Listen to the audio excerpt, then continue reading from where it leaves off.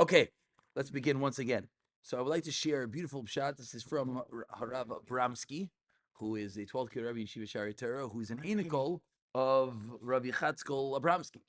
And when he said over this shot, and Chaim's Rebbe, and when he said over this shot, I said to him, I said, "Is this from the Zayda or just your own?" Because this is a shot that's what makes sense came from the Zayda, and he said to me, "It's mine," which you never know what that means. He just nodded. So either way, there's a glaring problem with the parasha, which I think because we grow up with this parasha, we just miss it. We have the whole parasha of Shifra and Puah. Melech Mitzrayim, Paro, he makes a decree. He makes a decree to kill all the baby boys. Beautiful. No, not beautiful. But he makes a decree to kill all the baby boys. And what happens? He calls in the two midwives, Shifra and Puah. And the king says to them, Vayomer, when you give birth to the Jewish woman, and you see them on the birthing stone, if they're a boy, kill them. And if it's a girl, you can let them live. But it continues the pasuk. The midwives feared God, and they did not do like the king of Mitzrayim did, and they let the children live. Okay, and what happens? The king calls him in and says, what are you doing? Didn't I tell you to kill them? What are you doing? And what do they respond? These Jewish women, they're not like the Egyptians. They're chayos, they're like animals that give birth on their own. Before we come, I think this is a story that we hear, and it's okay, normal. And Hashem did good for the Mialdais, and we know they got incredible bracha, they got kahuna, they got levia, etc. He has such a pashut akasha. Paroi is quite the use whatever adjective you want. He's we'll call him the crazy ruler. He just made a draconian, horrible decree to kill every single boy. He calls in these women, and he says to them, kill all the boys. Then clearly they didn't. So how should this crazy king respond? Kill them. Off with their head. You didn't kill them? Throw them to the gallows. Yet, Pari calls them in, which already is step number one. We're calling them in. You're Pari. And Pari talks to them like Madu asisa madavar azeh. Like almost like we're having like a conversation, like about a few dollars. Why did you do this thing? Why did you do this thing? You just defied the will of the Pari. And not only did you defy the will, Pari gave you a personal invite. Imagine, lahavdil, the king makes a decree. And then the king calls you in and says, by the way, you personally should do this. So you do it. And if you don't do it, what happens? You don't get a second chance. And Pari calls them in, Mamish, Azah Edel Kanedel over here. What are you doing? Madua Sisem. What's their response? They almost like they think they have a good alibi. They have like a ridiculous story. Oh, we show up and lo and behold, the babies are born already. The story is absolutely bizarre. Bizarre issue number one. Now, bizarre issue number two is more spoken about, is Basya Bas Pari. Is Basya Bas Pari. That part I think is very, gets a lot of PR. Actually, on Sunday night, or Waxman, I think was one that mentioned it. Just to mention quickly, imagine you're standing here and on the street, someone tells you there's a baby about to, God forbid, be run over by a car. And you see the car coming, but you're standing 50 feet away. So what do? Oh, let me stick out my hand to try to read. It's the most ridiculous thing in the world. What are you doing? And then what happens? Lo and behold, her hand flies out. She saves Moshe Rabbeinu, and then she gives him the name Moshe. Why Kiminamayim Mishisul? And for all eternity, we call him. He has 10 names. We call him Moshe for that act. Again, very funny. And the third detail he wanted to throw in over here, which is, shtickle, we still have the fumes of Hanukkah on our mind, is the nace of the Pach Shemen is such an irrelevant, pointless miracle. The nace of the Milchama, okay, we got it. What would have happened if they didn't win the war? We know what did the Yavanim want to do. They wanted Lashkicham Tayresecha. So if there was no nace at the Milchama, what would have happened? We wouldn't be sitting here, God forbid. There would be no Torah, there'd be no shuls, there'd be no anything. That nace I got. What was the nace of the Pach Shemen? First of all, what do we need the nace for? And that's mamish what we're celebrating the Ganze Chanukah. Again, that question is a little more famous. So he says such a beautiful yisoid, which I think in the story of Shifra and Puah is really where it's the most glaring.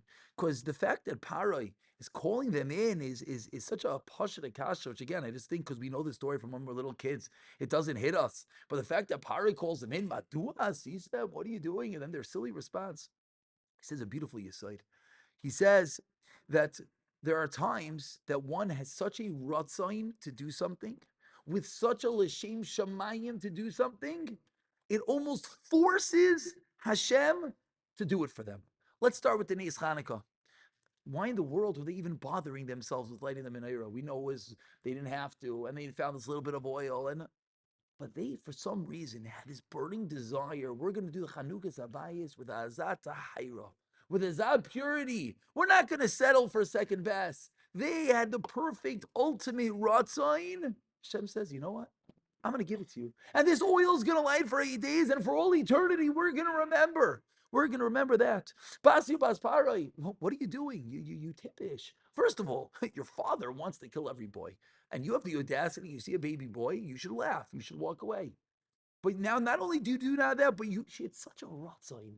Such a rotzain. I asked today, I said, imagine you're standing on the third story of a building and someone tells you there's $1 million in the middle of the street cash, but in 3 minutes it's going to blow up. What are you going to do? So your instinctive, unfortunate response is, well, I'm going to jump off the building and I'm going to go get it. Well, you forget that if you jump off the third story of the building, firstly, I don't know if you're going to live. Secondly, I don't think you're going to be able to get to the place where the money is. But you have such a rotzain built into you, you're just going to go after it like a crazy person. Basya, whatever it was that caused this, has such a burning rotzain, an incredible desire. She saw this baby, how she saw this and what she saw, we will never know. But she went and she did the most ridiculous and insane thing, says Hashem. Basya, you have such a rotzain. I'm going to make your hand go out. And just like by the Neis Chanukah for all eternity, what do we remember? We remember that rotzain, that burning desire for all eternity. Moshe Rabbeinu, how many times a day do we say Moshe Rabbeinu? When we ask who's the greatest person to ever live, spoke panim el panim, speak the face. Moshe, why? Because she had this desire. Minamayim mishisu. Shifra and Puah, they for some reason had the desire to save Jewish babies. And they're called in by the power, and we can almost play out the scene. They're sitting there, literally quaking in their boots, saying Asher Yatzer under their chairs, as Paro is busy telling them, you're going to kill every baby. I know you guys do. I know you give birth. You're doing no more. You're going to go there. Not only are you not going to birth those babies, you're going to kill those babies. And I'm sure Paro ended off, and if not, we know it's going to be with you. And Shifra and Puah walk out of there. And what is their ideology right now? What is Shifra and Puah thinking right now? Absolutely not. I don't care about you, Parai. I have a desire to save every Jewish baby. You know what Hashem says? Hashem says, you have such a desire. You know what's going to happen? Parai, this evil monster is going to turn into this edel, kinedel, sweetie pie, calling them in. Madua asisem, girls, what's going on? What are you doing? Forgetting a week ago, he screamed, yelled, and told them you have to kill every baby in the world. And if you don't, I'm going to be done with you. All of a sudden, Hashem performs his nace. Madua asisem, what are you doing? And then their silly response, oh, well, we get there and the babies are born on their own. And Par's, Givaldik, keep on living, and Hashem gives them all the brachas. Because when you have such a desire to do Ratzah in Hashem, such a desire, Hashem listens to you. It's almost an absolute. The problem always is we have our all personal negias always. We always have our own personal issues that we never go in all the way. And there's many stories. He told over 2 stories. I'm just going to tell over his 2 stories. The stories with minyanim, there's millions of them. Millions of them. Some of them are just so famous, like we don't even think they're chashiv anymore. But the person, his whole life, the story he said over, and I think we all know many, his whole life never missed a minyan. Minyan was his thing. Again, is that what one's lifelong avodah should be? Whatever. That's what it was. And he's sitting there, this guy is sitting on a cholamayit chip, and he realizes, I miscalculated. Mincha's coming, I'm going to miss the whole thing. If I drive back, no minyan. The guy goes to the corner and says, Hashem, my whole life I wanted a minyan. Just give me a minyan. And lo and behold, as every good story ends, what happens?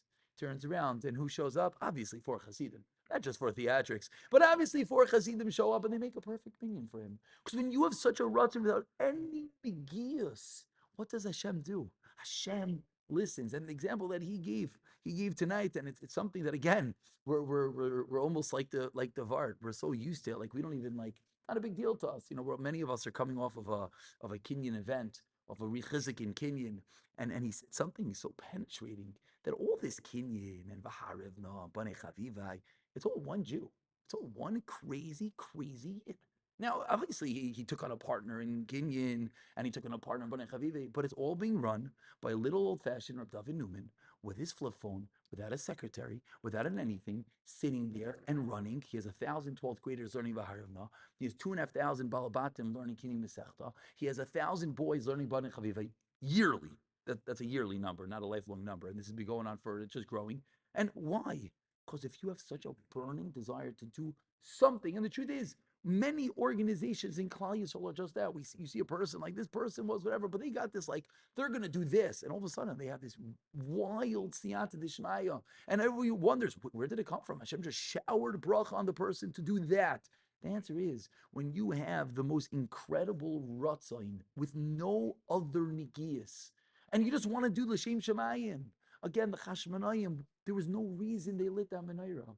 Basya had no reason to stick out their hands, and these Shifra and Puah, it's the more you think about it, it's partially ridiculous what they did. You can imagine, they're not driving up, but pulling up to every birth, they're sitting there thinking, oy vey, we're going to give birth to another one any moment. Paro's going to call us and kill us. But they had a ratzon to save Jewish babies. So you know what happens? Hashem turns everything on its head. Hashem makes the most incredible nace that what? Parai, this evil Parai who's busy smashing babies into walls. This evil Parai that's killing every kid in the world and taking newborn babies and chucking them into rivers. What does that Parai do? He becomes a little lamala, sets them. Madua sisem. Siyat Shmai, the chizik that we should all take is we should all try. Now, I just want to end that sometimes when we hear this, we walk away and we say, so what's going to be my thing? What's going to put me on the front cover of the Mishpach? What's going to make me be into the guy? I don't think that's the avodah, and I don't think if you ask any person that ever did anything big at that moment, they were trying to think of what's going to get them there. That's the exact not l'shem shamayim. The exact opposite. Everyone has areas in their lives, albeit tefillah, albeit Torah, albeit chesed, albeit certain unique things that for them are very special. And how do you know? Everyone has their thing. And you take it and you run with it. And we always just have to realize, yes, it's difficult. And yes, all the stories we always hear about, at the end of the story, you don't realize the years and years and years. I'll just give you one last one. Everyone knows now of Daniel Kalish. No one knows of when he started Waterbury. He pushed it. There was not a penny to live over there. And they were living off of sardines, tuna fish, and stale bread, trying to build a town out in Waterbury, Connecticut that was like in the middle of nowheresville. And for years was an absolute defunct, horrible matziv. But yet, you have something L'Shem Shemayim. He has a burning passion of Ahavas Yisrael that is beyond wild, as he says about himself, wildly passionate about Yidden. And eventually it works. So b'siyat d'shmaya, the chizik we should all take is we should all continue trying, doing the amazing things that we all do every single day, and realize the more we try to do them without negiyas, the more we try to do them l'shem shemayim, the more we try to do them when they make no sense. I'm going to learn Gemara. Really? Me? Really? And then maybe someone says, you know what? I'm going to get a chizik. I'm going to know a whole Masechta. Me? I can't know Masechta. I'm going to know many Masechtas. Me? I'm not going to talk by davening. Me? I'm the guy. And we're going to say, no, I'm going to do it. I'm going to do it. That's like a Basya, standing there with a baby so far away, but saying, I'm going to do it. How? That's Hashem's problem. That's not our problem. Our problem is just to try B'siyata L'Shmaya. We should all be Zeicha L'Kach.